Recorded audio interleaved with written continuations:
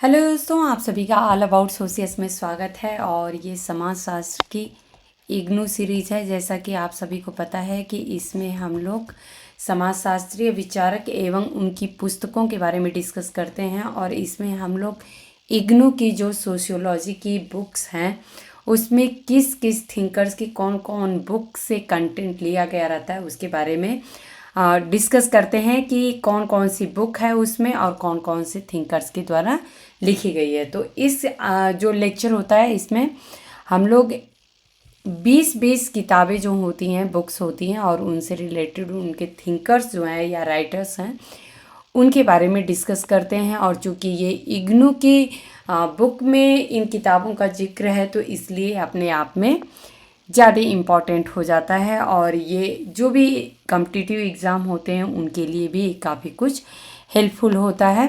तो चलिए आज की हम लोग पहली बुक देखते हैं, सिस्टेमैटिक सोशियोलॉजी। 1972 में ये बुक पब्लिश हुई थी और इसके लिखने वाले विचारक जो हैं वो मैक डब्ल्यू रेमंड एवं किम्बल यंग हैं। तो यहाँ पे मैं आप लोगों को पहले भी बता चुकी हूँ कि जो भी मैं बुक की सीरीज़ मैं यहाँ पे डिस्कस कर रही हूँ उसके लिए आप लोग सेपरेट कुछ 30-35 पेज की एक अलग से पोर्शन बना लीजिएगा आप लोग।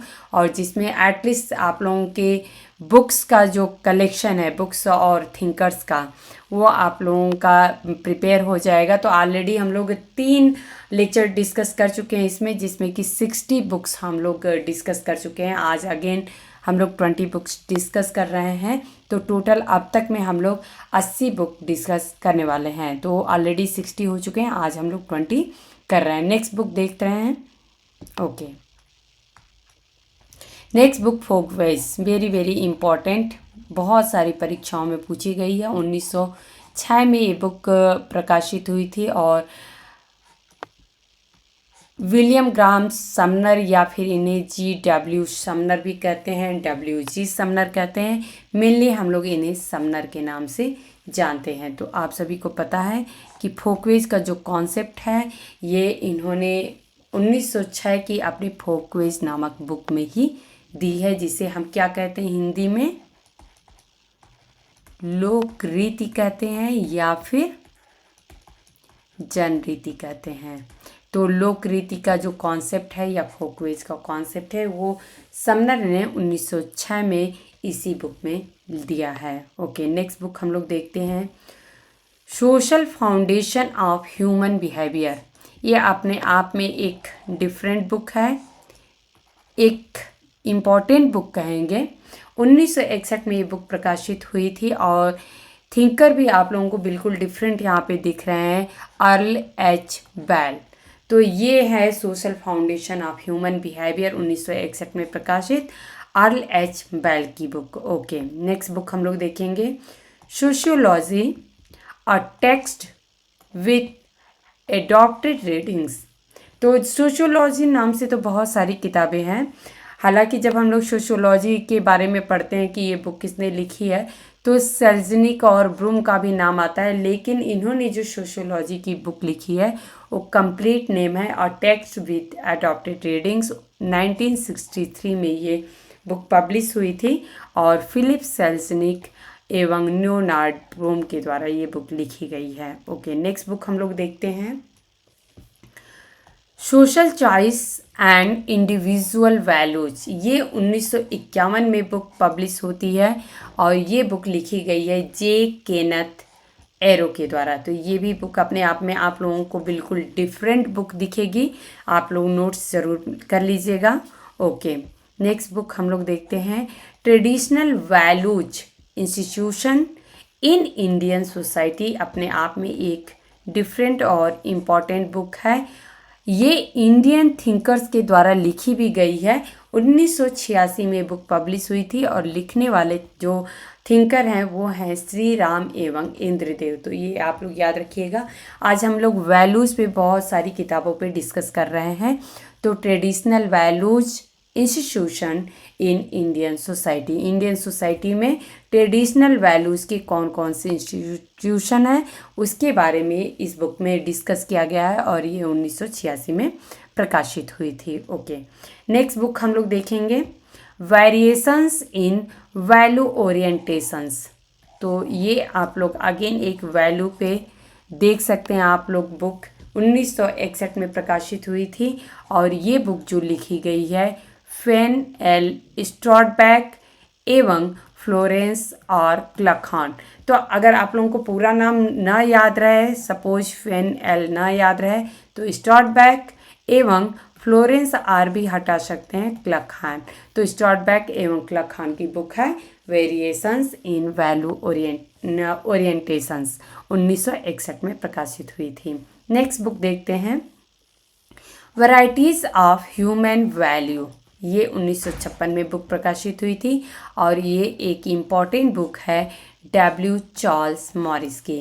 तो ये आप लोग ध्यान रखिएगा। ओके, नेक्स्ट बुक हम लोग यहाँ पे देखते हैं।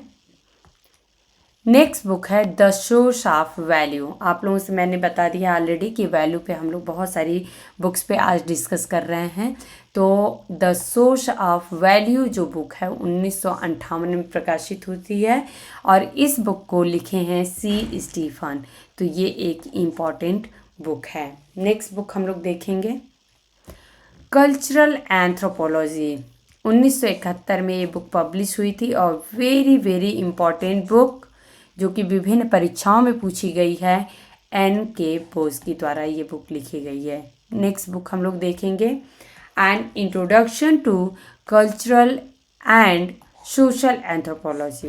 N introduction to cultural and social anthropology. तो ऐसे ही आप लोग देखेंगे थोड़ा सा कंफ्यूजिंग बुक आप लोगों को मजूमदार और मदान की भी लगेगी, बट आप लोग ध्यान दीजिएगा। ये बुक 1971 में पब्लिश हुई थी और ये लिखे हैं बी हैमंड पीटर ने।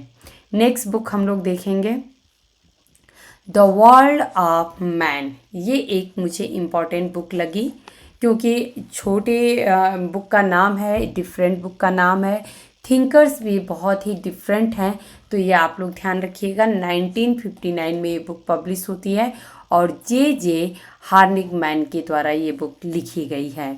नेक्स्ट बुक हम लोग देखेंगे हिंदू सोशल ऑर्गेनाइजेशन। 1971 में ये बुक पब्लिश होती है और ये भी अपने आप में इम्पॉर्टेंट बुक है। पी.एन. प्रभु के द्वारा ये लिखी गई है। तो ये जो पी.एन. प्रभु के द्वारा बुक लिखी गई है या एन के बोस के द्वारा बुक लिखी गई है, इसके बारे में ऑलरेडी आप लोगों को जानकारी होगी, बट अगर नहीं भी पता हो तो हम लोग यहाँ पे एक बार रिवीजन कर रहे हैं। नेक्स्ट बुक हम लोग देखेंगे द सोशियोलॉजी ऑफ रिलीजन। ये अपने आप में एक इम्पॉर्टेंट बुक है, 1966 में पब्लिश हुई थी। एफ थॉमस एवं ओ डे, दोनों नाम आप लोगों को डिफरेंट दिख रहा है, ज़रूर आप लोग ध्यान रखिएगा, इसे याद रखिएगा और नोट्स ज़रूर बनाया करिए। ओके, नेक्स्ट बुक हम लोग देखते हैं सोशल स्ट्रैटिफिकेशन। 1969 में ये बुक पब्लिश होती है। वेरी वेरी इम्पॉर्टेंट बुक है। इसको मैं यही कहूँगी कि ये आप लोगों को पता भी होगी और नहीं पता होगी तो आप लोग ज़रूर याद रखिएगा। मॉल्विन एन ट्यूमिन की ये बुक है। तो ट्यूमिन के नाम से भी सिर्फ आप लोग याद रख सकते हैं, ट्यूमिन की बुक सोशल स्ट्रैटिफिकेशन है। ओके, नेक्स्ट हम लोग देखेंगे बुक को classes in modern society. Classes in modern society 1965 में बुक पब्लिश होती है और ये बुक है टी.बी. बॉटोमोर की। तो ये अपने आप में एक इम्पॉर्टेंट बुक है। नेक्स्ट बुक हम लोग देखेंगे, ये आप लोगों को पता होगा, एक वेरी वेरी इम्पॉर्टेंट बुक है और ये है सोशल इनइक्वालिटी। 1976 में ये बुक पब्लिश होती है आंद्रे बेटेई के द्वारा। ओके, नेक्स्ट बुक हम लोग देखेंगे मॉडर्न सोशल थ्योरी। 1968 में ये बुक पब्लिश होती है और इस बुक को लिखने वाले लेखक या थिंकर हैं पर्सी कोहेन। तो ये आप लोग ध्यान रखिएगा। नेक्स्ट बुक हम लोग देखेंगे फंक्शनल एनालिसिस।